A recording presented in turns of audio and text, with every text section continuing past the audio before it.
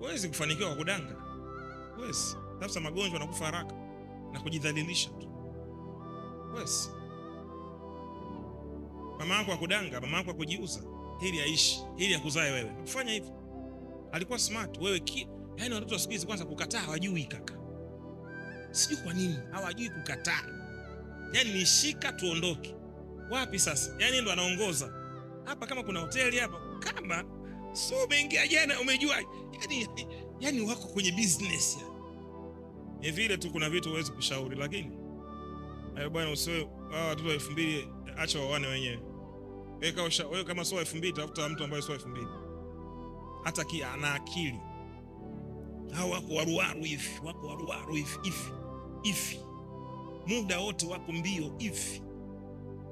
Kila kitu anataka kukijua, kila kitu anataka kukifaki. Ni mjuaji wa kila kitu. Kila kitu anataka kutumia. Mna kazi. Na wana vishepu vizuri. Lakini hapa zero. Na nyinyi ndio mwambiwi na hivyo vitoto sasa. Naruka navyo tu. Hata hapa naongea hapa kimekutumia message. Ndio umeenda kwa IP mwako.